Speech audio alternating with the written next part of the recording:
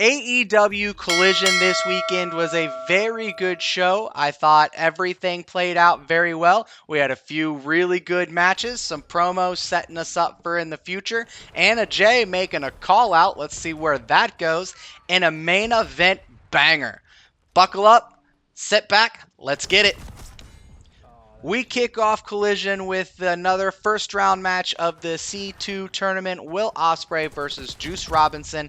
Ospreay does get the win with a hidden blade. Very good match, I thought, but you can clearly tell that both men are not 100%. We do later find out that Juice was walking around at WrestleCade this weekend on crutches, so he's got something wrong with him there. And then you can tell Will Ospreay is not 100% either. He's covered with KT tape from head to toe.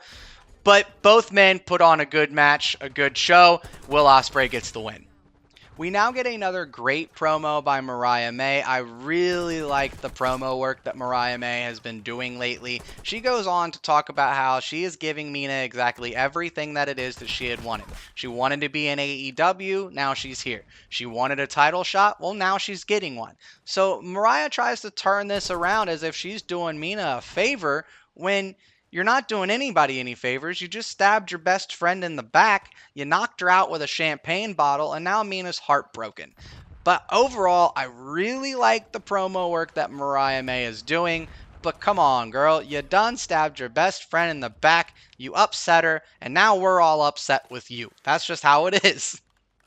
Our next matchup here on the card is MXM and Johnny TV versus Private Party and Mystico. Private Party and Mystico do get the win with the gin and juice, and MXM and Johnny looks really well together. I kind of like this trio. I like what they're doing.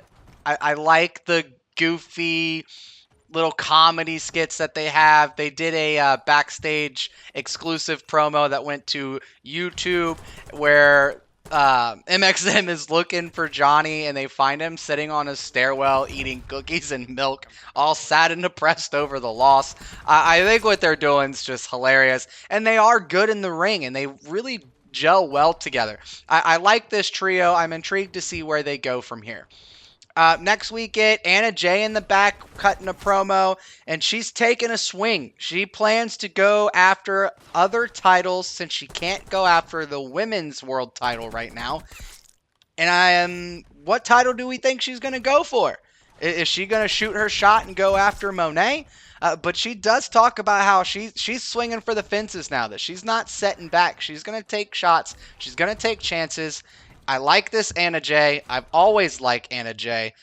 I want to see her on TV more, and I want to see her go after some titles. So I do like this.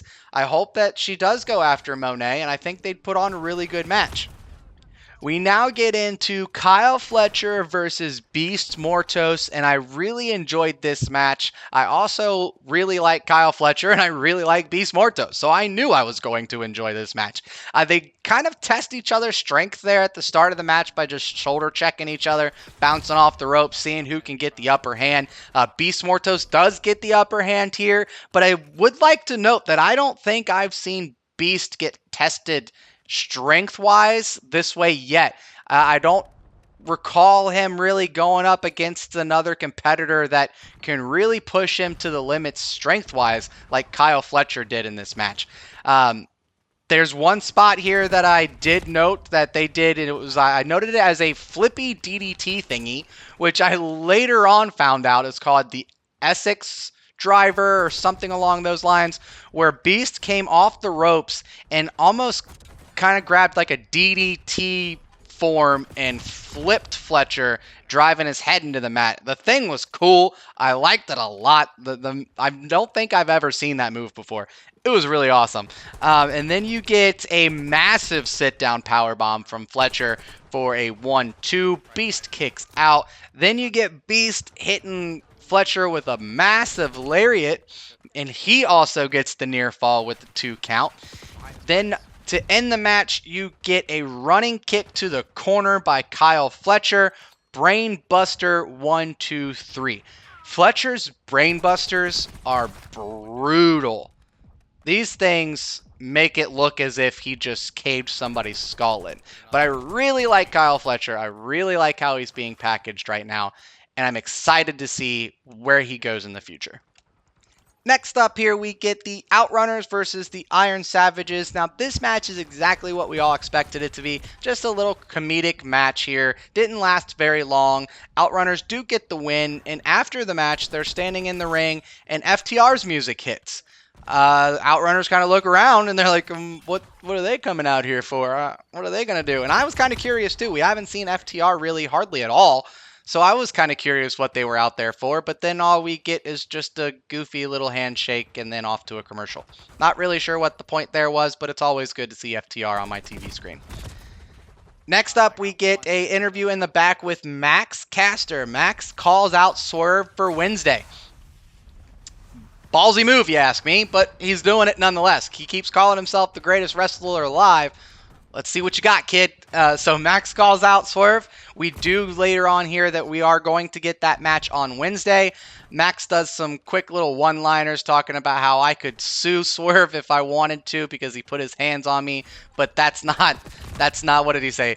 That's not rap or something like that, kind of poking fun at the Drake lawsuit at Kendrick Lamar. I love how he does these little one-liners. He is very good on the microphone.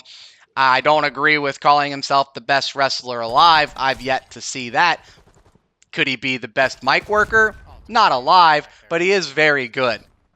We now get into what was one of my favorite matches of the night just because the setup here for the storyline and where we're going to go in the future. We get Hangman Adam Page versus Wheeler Yuta. Yuta works the knee of Hangman this whole match. We are aware that Hangman's knee is not 100%. Yuta, also aware of this. But Hangman does get the upper hand here. He takes Yuta out onto the outside and hits him onto every guardrail that he can. Once they get back into the ring, though, the camera cuts and you see Pac and Claudio making their way through the crowd. They stop at the top of the stairs and just start to watch the match. With the distraction, though, Yuta tries to roll him up. He kicks out at 2. You then get a buckshot lariat attempt, but his knee buckles out, and with that, Yuta also tries to take advantage, roll him up, kicks out at 2. You get Mox and Marina. They show up in the crowd, stand there with Pac and Claudio to watch the match. To end the match, you get a Deadeye from Hangman for the win. After the match, you get Hangman beating Yuta down. He grabs a chair, wraps it around the neck of Yuta. Looks like he's about to stomp it in, just like Mox has done to other people in the past. And they just watch. Death Riders do not come down to save the day. Yuta can't get any help from anybody. But then Jay White runs out with a chair of his own. Hangman leaves the ring. Jay White gives Yuta a Blade Runner. And then Death Riders just walk away. They just let it happen. They let Yuta get his butt kicked. They don't come help. They don't even come try to carry him out. After the Blade Runner, they just walk away. Jay White then, goes down to Yuta and says, "Hey, tell your king that the real king is coming for him." So I'm excited about this. I don't know where we're going to go. I don't know if it's going to be Jay White that's going to go for the title. Is it going to be Hangman that's going to go for the title? We still have Christian Cage with that contract. He can get a title shot at any given point as well. I hear rumors that there could be a possible fatal 4-way for the title. I'm intrigued with that as well. Let me know what you guys think in the comments. Do you want to see Hangman? Do you want to see Jay White? Would you like to see the 4-way? Would you like to see Christian cash it in at some point? Let me know in the comments what you guys would like to see and how you would like this to play out. Next match up here is Mina versus Layla Gray. Now, Mina does get the win here, but I did enjoy the match. I thought both women did a really good job. I like Layla Gray in the ring as well. I thought she did a good job. I would like to see her on TV more often.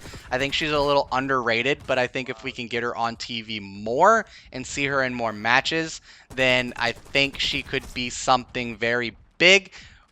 We'll see. Hopefully this showing here with Mina can give that confidence boost to get her on TV more often.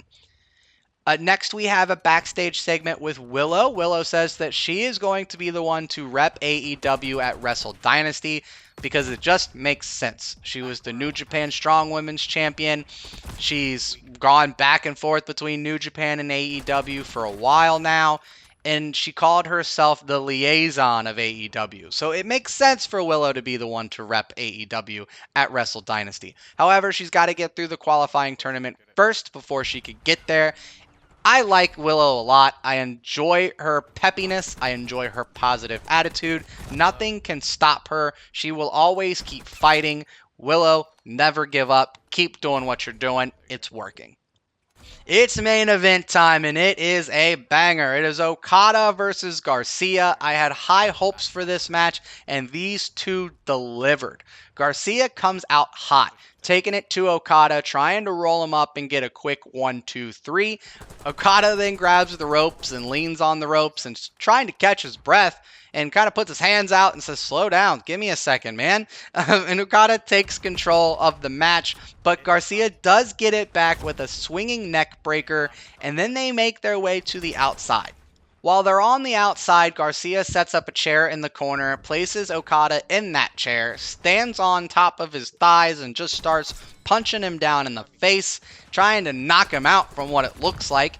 He hops off of there, and Okada fakes a shoulder injury, kind of gets the ref's attention, where the ref then goes to get the medic, but while she walks away, Okada takes that chair and hits Garcia right in the gut with it, knocking him down to the ground, and he then makes his way into the ring, where the ref is then forced to start counting.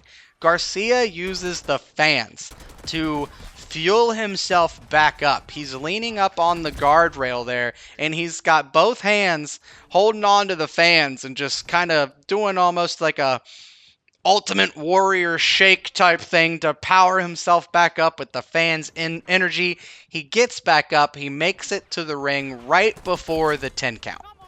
They continue to beat each other down. We get a couple more near falls here, but to end the match, Garcia has Okada in a cloverleaf. He leans back and tries to get that full extension there on the legs. We then get the announcement that there is 1 minute left. So you're thinking there's a whole minute left. He's going to have to tap. Okada does not tap. He stays in that hold for the entire minute. We get a draw. Each man gets 1 point in the tournament. Again, very good match. These guys delivered. I thought it was great. Okada sticks his hand out at the end of the match for a handshake, but then flicks him off and walks out the ring. And that wraps it up for our AEW Collision recap. I hope you enjoyed the video, and if you did, please make sure to like the video, subscribe to the channel, and until next time, Squad dismissed.